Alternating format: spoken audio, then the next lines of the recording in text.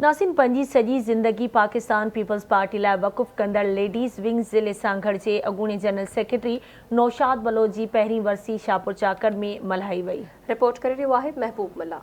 Pakistan peoples party ladies wing ज़िले सांगढ़ जे अॻूणे जनरल सेक्रेटरी नौशाद बलोच जी पहिरीं वरसी शाहपुर चाकर में मल्हाई वई, जंहिंमें पार्टी वर्करनि, सहाफ़ियुनि, सियासी समाज जे अॻवाननि शिरकत करे मरहूमा नौशाद बलोच जी पार्टी लाइ कयल ख़िदमतुनि ते रोशनी विधी।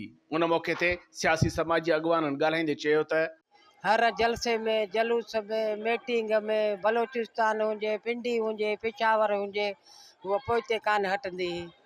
गॾु हूंदी मर्दनि सां, बसि कुल्हे कुल्हे में मिलाए असांखे बि हौसलो ॾियण वारी। हू जंहिं फैमिली सां तालुक़ बि रखे, बेसिकली हू तमामु ग़रीब फैमिली ऐं जेकॾहिं सियासी हवाले सां हुनजी फैमिली जो जेकॾहिं बैकग्राउंड ॾिसिजे त हू स्ट्रीट पावर जेको वेढ़ाक वर्कर हूंदा आहिनि हुनजो उन में शुमारु थींदो, चाहे उहो ज़िया जो दौर हुजे, चाहे उहो जाम सादिक वारो दौर हुयो या परवेज़ मुशर्रफ जो आमरीती दौर हुयो।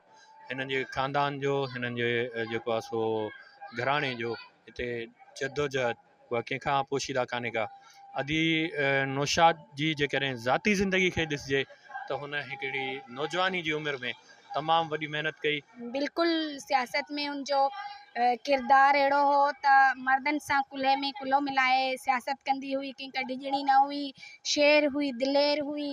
हू मां सम्झां थी त उन जहिड़ी लेडी शायदि जीअं मोहतरमा जहिड़ी लेडी सदियनि में पैदा थींदा आहिनि त नौशाद जहिड़ा लेडी बि सदियनि में पैदा थींदा आहिनि। मुंहिंजी अम्मी जा तमामु कुर्बानियूं पाकिस्तान पीपल्स पार्टी जे लाइ आहिनि। जॾहिं असां उन्हनि सां वेहंदा हुआसीं, गुफ़्तगू कंदा हुआसीं त अम्मी जा ॿियनि मामलनि ते ॻाल्हियूं ई कोन हूंदा हुआ।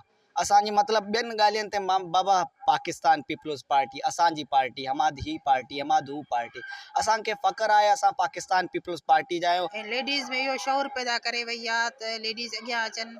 हिते शाहपुर चाकर जे नंढड़े शहर में अदी नौशाद एतिरियूं ख़िदमतूं जो असां पारियूं औरतूं बि अदी नौशाद जे नक्शे क़दम ते ॿाहिरि निकितियूं आहिनि। हुननि पार्टी जे आला इख़्तियारनि खे गुज़ारिश कई त अहिड़नि वर्करनि खे मान ॾियनि जिन जी सुबुह व शाम पार्टी जे नारनि सां थिए थी। कैमरामैन आज़ाद असलम सां गॾु महबूब मल्ला, आवाज़ न्यूज़, शाहपुर चाकर।